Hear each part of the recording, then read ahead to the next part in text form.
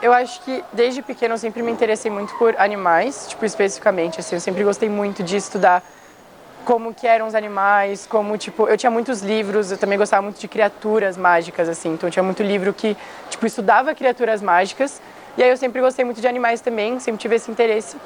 E desde que eu era criança, eu sempre tinha essa dúvida, sempre que eu via, tipo, eu tava num bairro e eu via dois cachorros latindo, aí um cachorro começava a latir, o outro cachorro começava a latir também, eu ficava pensando se eles estavam conversando, e também quando eu via vários filmes, tipo, quando eu era pequena, de animais, e eles ficavam conversando e eu ficava sempre pensando, será que isso realmente acontece na vida real? Tipo, sempre foi uma dúvida que eu tive. E aí foi isso que eu trouxe, essa dúvida assim que eu tenho desde pequeno, para o trabalho da minha monografia depois, que veio a ser, que se trata justamente da comunicação entre esses animais no ambiente aquático, assim. Então, veio de uma dúvida que eu tenho há muitos anos, assim. Eu sempre quis estudar porque eu acho que é uma coisa muito interessante. Eu acho que toda criança, querendo ou não, em algum momento já se perguntou sobre isso, se ouviu um passarinho piando pro outro, quis saber se eles estavam conversando com palavras ou se eles só estavam fazendo sons e se eles se entendiam de alguma forma, assim. Tá, para minha monografia, eu quis me fundamentar em...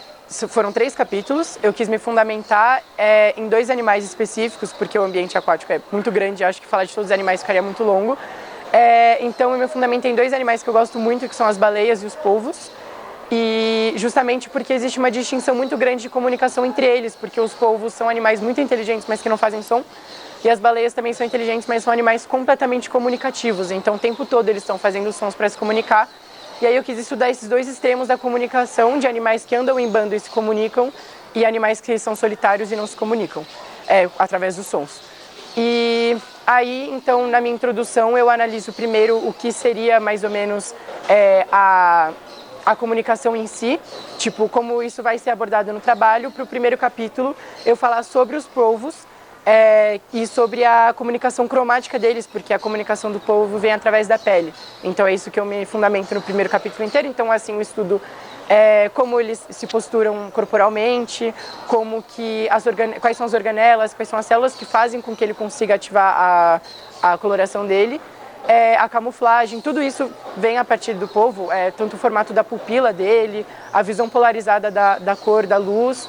Então, tudo isso eu abordo no primeiro capítulo, me especializando nos polvos. Para o segundo capítulo, eu falo sobre as baleias, e aí eu falo sobre como se trata de uma comunicação que é em bando.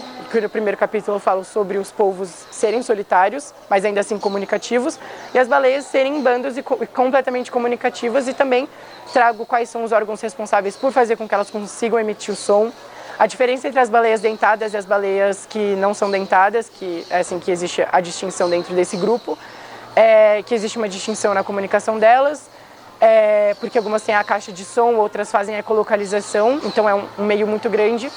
E também com os movimentos que elas fazem, porque até o pulo da baleia para fora da água, ou o movimento da cauda dela para fora da água, até fazer o jato, que todo mundo conhece, é uma forma de comunicação dela. E tanto não só uma forma de comunicação, mas também como uma forma de comunicação em grupo. E aí essa comunicação em grupo também vem através do acasalamento, vem da caça. Então tudo isso eu abordei no segundo capítulo.